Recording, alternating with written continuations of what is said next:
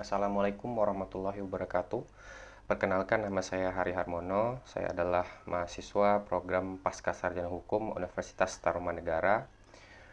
Dalam hal ini, saya akan membuat video di mana video ini sebagai tugas dari mata kuliah Hukum Penyelesaian Sengketa yang diinstruksikan untuk dibuat oleh Bapak Dr. Heri Firmansyah guna sebagai pemenuhan UTS untuk semester 2 program Pascasarjana Hukum. Nah, dalam hal ini saya akan membahas terkait dengan kontradiksi antara asas praduga tidak bersalah dan sistem pembuktian terbalik pada perkara TPPU.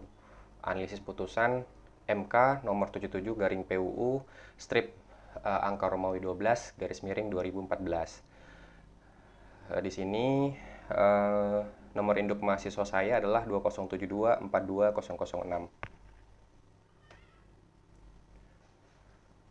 Nah, sebagaimana kita ketahui bahwa dalam hukum acara pidana itu dianut yang namanya asas praduga tidak bersalah atau asas presumption of innocence, di mana setiap orang itu dianggap tidak bersalah sebelum ada putusan yang mengikat atau putusan yang ingkrah. Nah, sebagai dasar hukum, salah satunya hukum internasional yang mengatur adalah Universal Declaration of Human Rights pada artikel 11 menyebutkan bahwa everyone charged with a penal offense has the right to be presumed innocent until proved guilty according to the law, a public trial at which they have had all the guarantee necessary for their defense. Di mana artinya setiap orang yang dituduh melakukan tindak pidana berhak untuk dianggap tidak bersalah sampai terbukti bersalah menurut hukum dalam persidangan terbuka, di mana mereka memperoleh semua jaminan yang diperlukan untuk pembelaannya. Kemudian selain pada Universal Declaration of Human Rights atau UDHR juga diatur dalam ICCPR, di mana pada artikel 14 paragraf 3 letter G disebutkan bahwa in the determination of any criminal charge against him, everyone shall be entitled to the following minimum guarantee in full equality. Not to be compelled to testify against himself or confess guilty. Di mana artinya dalam menentukan tindak pidana yang dituduhkan padanya, setiap orang berhak atas jaminan minimal berikut ini dalam persamaan yang penuh untuk tidak dipaksa memberikan kesaksian yang memberatkan dirinya atau dipaksa mengaku bersalah. Nah, ini sudah jelas bahwa secara internasional itu mengakui asas praduga tidak bersalah, di mana seseorang itu tidak dapat dipaksa memberikan kesaksian yang memberatkan dirinya. Oke, kemudian berikutnya, hal ini juga diatur di dalam hukum positif di Indonesia, tepatnya pada Undang-Undang Nomor 8 Tahun 1981 tentang hukum acara pidana, di mana terdapat pada penjelasan umum angka 3 huruf C yang berbunyi, setiap orang yang disangka, ditangkap, ditahan, dituntut, dan atau dihadapkan di muka sidang pengadilan wajib dianggap tidak bersalah sampai adanya putusan pengadilan yang menyatakan kesalahannya dan memperoleh kekuatan hukum tetap. Nah, ini sudah jelas seperti yang saya sampaikan tadi. Kemudian berikutnya juga diatur pada pasal 66 KUHP, menyebutkan tersangka atau terdakwa tidak dibebani kewajiban pembuktian. Oke, nanti kita akan lihat kontradiksinya terkait dengan pembuktian terbalik.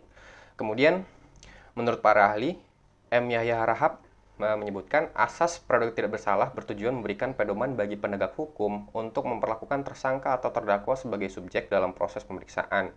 Kemudian pendapat ahli berikutnya, Romli Atmasasmita menggarisbawahi bahwa asas ini adalah bagian tidak terpisahkan dari prinsip due process of law dalam sistem hukum pidana modern.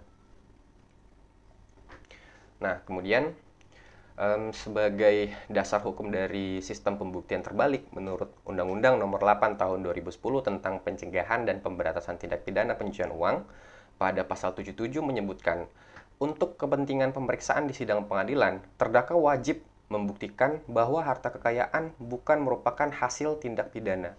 Nah, dari sini sudah terlihat kontradiksi, di mana pasal 77 pada Undang-Undang TPPU mewajibkan terdakwa untuk membuktikan bahwa harta kekayaan bukan merupakan hasil dari tindak pidana. Sementara dari ketentuan yang sebelumnya saya sampaikan pada pasal 66 KUHP, tersangka atau terdakwa tidak dibebani kewajiban pembuktian.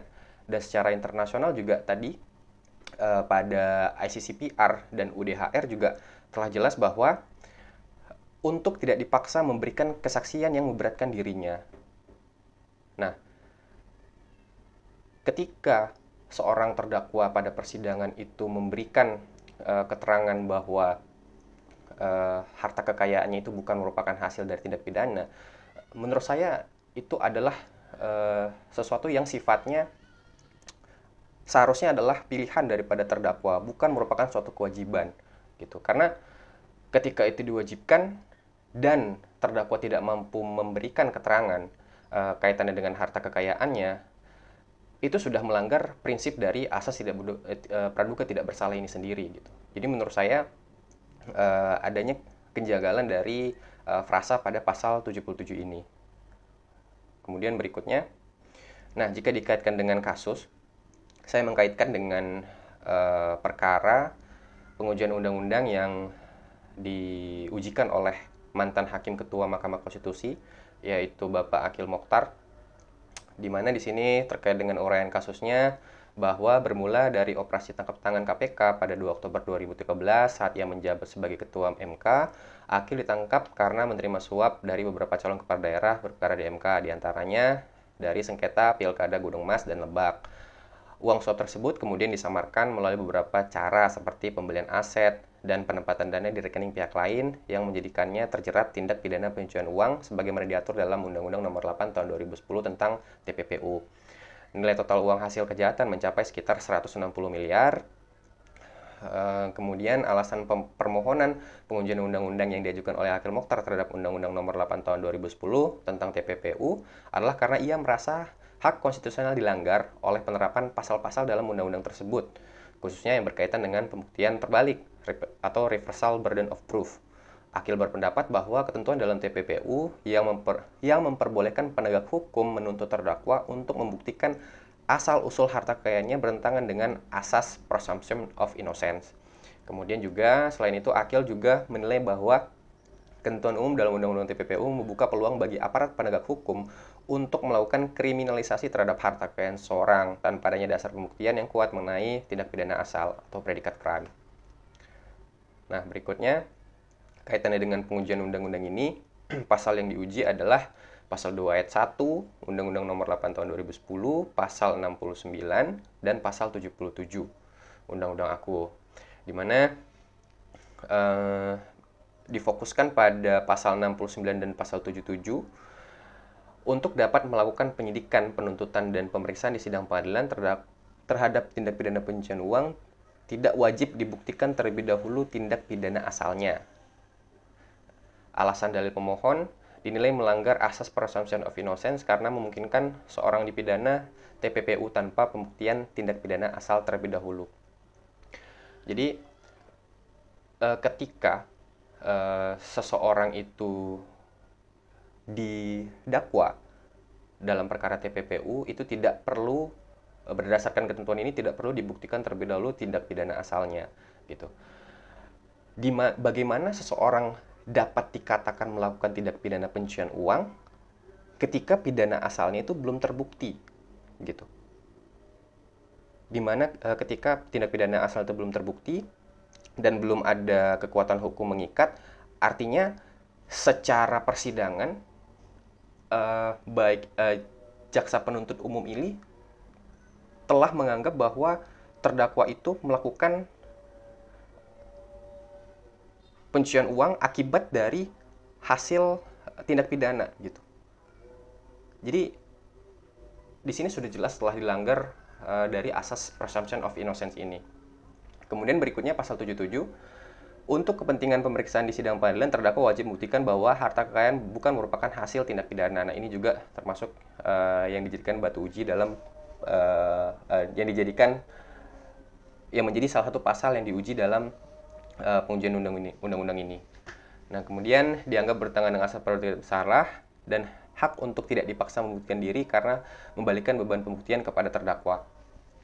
Di sini Akhil Mokhtar menguji konstitusionalitas beberapa ketentuan undang-undang nomor 8 tahun 2010 tentang TPPU, khususnya pasal 2 ayat 1, pasal 69, dan pasal 77 yang menurutnya bertentangan dengan hak atas kepastian hukum yang adil dan asas praduga tidak bersalah. Kemudian berikutnya ini saya paparkan tabel perbandingan di mana perbandingan antara asas praduga tidak bersalah dan juga tentang sistem pembuktian terbalik. Dari sisi pengertian, prinsip bahwa setiap asas praduga tidak bersalah, prinsip bahwa setiap orang yang disangka, ditangkap, dituntut, dan diadili dianggap tidak bersalah sebelum adanya putusan pengadilan yang berkekuatan hukum tetap. Sementara dalam pembuktian terbalik, prinsip yang membebankan pembuktian kepada terdakwa untuk membuktikan bahwa harta kekayaannya bukan berasal dari tindak pidana. Kemudian ada juga dasar hukumnya, beban pembuktian sepenuhnya berada pada penuntut umum untuk membuktikan kesalahan terdakwa. Pada pembuktian terbalik dibebankan kepada terdakwa, terutama untuk membuktikan asal-usul harta atau bahwa tindakannya bukan merupakan hasil dari tindak pidana. Kemudian orientasi hukum berorientasi pada perlindungan individu dari kekuasaan negara, sementara pembuktian terbalik berorientasi pada kepentingan publik dan pemberantasan kejahatan luar biasa atau extraordinary crime. Implikasi praktis, negara tidak boleh menghukum seorang tanpa bukti yang kuat yang diajukan oleh jaksa, kesalahan harus dibuktikan di pengadilan. Kemudian pembuktian terbalik, terdakwa wajib menjelaskan sumber kekayaannya. Jika gagal membuktikan asal-usul yang sah, maka dapat diduga sebagai hasil tindak pidana. Contoh penerapan berlaku dalam seluruh perkara pidana umum seperti pembunuhan, pencurian, dan penganiayaan. Kemudian pembuktian terbalik diterapkan dalam kasus tindak pidana korupsi atau pencucian uang atau perkara narkotika. Kemudian berikutnya kontroversi yang terjadi dipandang ideal dalam memenuhi hak terdakwa namun dianggap lemah terhadap kejahatan terorganisir. Kemudian pembuktian terbalik dipandang efektif untuk menjerat pelaku kejahatan kerah putih tetapi dikritik karena berpotensi melanggar hak konstitusional terdakwa. Berikutnya, dalam pengujian undang-undang ini Mahkamah Konstitusi memberikan pertimbangan kaitannya dengan pasal 69, MK menilai ketentuan ini tidak meniadakan asas praduga tidak bersalah karena yang dimaksud bukan berarti menuduh seorang tanpa dasar, melainkan untuk menegaskan bahwa TPPU adalah tindak pidana berdiri sendiri. Artinya pembuktian TPPU tidak bergantung pada adanya putusan terlebih dahulu atas tindak pidana asal. Nah, ini juga yang masih menjadi perdebatan. Bagaimana seseorang bisa dikatakan melakukan pencucian uang ketika tindak pidana asalnya itu belum terbukti, gitu. Ketika itu belum terbukti, seseorang itu belum bersalah atas perbuatan tindak pidana awal yang dilakukan, gitu. Kemudian MK berpendapat asas presumption of innocence tetap berlaku karena jaksa tetap wajib membuktikan unsur-unsur tindak pidana pencucian uang di pengadilan. Hanya saja sistem pembuktian dibuat fleksibel agar tidak menghambat penegakan hukum terhadap hasil kejahatan yang sering disembunyikan. Kemudian pada pasal 77, terdakwa wajib membuktikan asal-usul harta kekayaannya. MK menjelaskan bahwa ketentuan ini merupakan penerapan beban pembuktian terbalik, terbatas reversal burden of proof, bukan pembalikan total. Negara tetap wajib membuktikan tindak pidana pencucian uang, tetapi terdakwa diberi kesempatan untuk menjelaskan atau membuktikan bahwa hartanya diperoleh secara sah. Menurut saya jika MK itu berpendapat demikian, frasa wajib pada pasal 77 itu harus diberikan penafsiran gitu atau dihapus. Karena ketika disebutkan wajib artinya terdakwa tidak bisa mengatakan tidak mau untuk membuktikan harta kekayaannya tersebut, gitu. Jadi di sini masih terdapat kontradiksi. MK menegaskan bahwa ketentuan ini tidak bertentangan dengan asas presumption of innocence karena terdakwa tetap dianggap tidak bersalah sampai ada putusan pengadilan yang menyatakan bersalah. Pembalikan beban pembuktian hanya bersifat fasilitatif, bukan punitif. Tujuannya untuk membantu menemukan kebenaran material, bukan untuk mengalihkan tanggung jawab pembuktian sepenuhnya ke terdakwa. rasionalitas pemberlakuan pembuktian terbalik, MK menilai pembuktian terbalik diperlukan karena kejahatan pencucian uang sangat kompleks, bersifat lintas negara, dan melibatkan sistem keuangan yang sulit dilacak. Tanpa mekanisme ini, negara akan kesulitan menjerat pelaku yang menyembunyikan hasil kejahatan. Kemudian terkait dengan presumption of innocence, MK mengedepankan asas proporsionalitas antara perlindungan hak terdakwa dan kepentingan publik untuk memberantas kejahatan ekonomi. Dengan demikian, prinsip presumption of innocence tidak dihapus, tapi disimbangkan dengan asas efektivitas penegakan hukum dan keadilan sosial. Kesimpulannya, presumption of innocence tetap menjadi asas dasar hukum pidana sebagaimana dijamin dalam pasal 28 ayat 1 Undang-Undang 1945 dan diakui dalam KUHP. Namun MK memandang asas ini bukan bersifat absolut, terutama untuk tindak pidana yang berorientasi pada hasil seperti korupsi dan TPPU, di mana pelaku sering menyembunyikan aset dengan kompleks. Kemudian, pasal 77 Undang-Undang TPPU dianggap tidak meniadakan asas praduga tidak bersalah karena pembuktian terbalik bersifat terbatas, rasional, dan berimbang. Terdakwa diberi ruang membuktikan keabsahan hartanya, tapi jaksa tetap wajib membuktikan adanya unsur tindak pidana. Kemudian, MK juga mengutip praktik internasional di mana pembuktian terbalik telah diterima di berbagai negara dalam konteks money laundering karena dianggap qualified exception terhadap asas presumption of innocence. Nah, di sini saya menampilkan putusan MK nomor 77 garing PUU strip angka Romawi 12 garis miring 2014 pada halaman 205 dan 206. Di sini pada pertimbangannya, MK menyebutkan bahwa demi kepastian hukum, kemanfaatan dalam mengejar keadilan didahulukan daripada sekedar formalitas yang bersifat kaku dengan dalih asas praduga tidak bersalah. Dengan demikian, permohonan pemohon tidak beralasan menurut hukum. Nah, dalam hal ini MK itu lebih mengedepankan adanya kepastian hukum, kemanfaatan dalam mengejar keadilan dibandingkan sekedar mengedepankan asas praduga tidak bersalah yang bersifat kaku. Dan menurut saya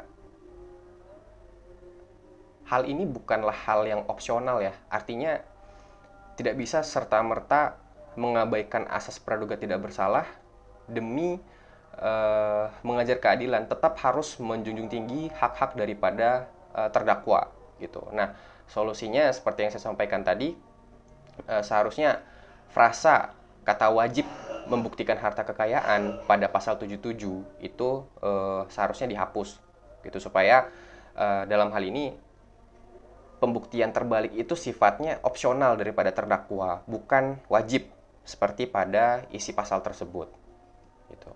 Dimana kemudian pada amar putusan MK menolak permohonan pemohon untuk seluruhnya. MK menegaskan bahwa ketiga pasal tersebut tidak bertentangan dengan Undang-Undang Dasar 1945 karena pembalikan beban pembuktian dalam TPPU bersifat terbatas dan diperlukan demi efektivitas pemberantasan kejahatan keuangan. Kemudian putusan MK juga menegaskan bahwa keadilan substantif dalam konteks pemberantasan kejahatan ekonomi dapat mengalahkan keadilan formal sepanjang tidak melanggar hak asasi secara esensial. Dengan demikian, Mahkamah menempatkan asas praduga tidak bersalah dan pembalikan beban pembuktian sebagai dua prinsip yang tidak bertentangan tetapi saling melengkapi secara proporsional dalam konteks economic crime. Nah, tadi pembahasan dari saya terkait dengan kontradiksi antara asas praduga tidak bersalah dan juga sistem pembuktian terbalik, di mana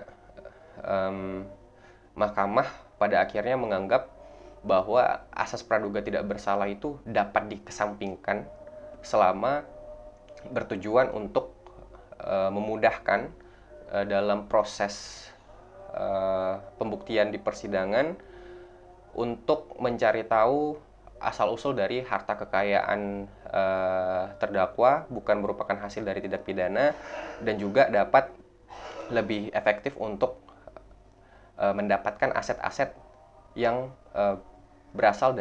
diduga berasal dari tindak pidana.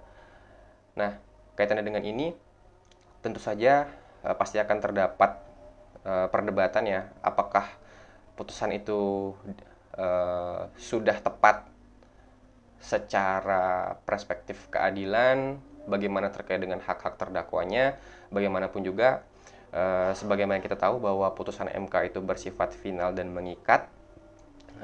Hal ini juga sudah harus kita anggap benar gitu ya, karena sudah tidak bisa diuji lagi. Tapi itu tadi, menurut saya berdasarkan putusan ini tetap hak dari terdakwa itu telah dikesampingkan gitu. Mungkin sekian pemaparan dari saya. Mohon maaf sebelumnya apabila banyak kekurangan kaitannya dengan materi dan juga penyampaian. Mudah-mudahan dapat menjadi perbaikan untuk diri saya ke depannya. Untuk itu saya akhiri pemaparan dari saya. Terima kasih. Assalamualaikum warahmatullahi wabarakatuh.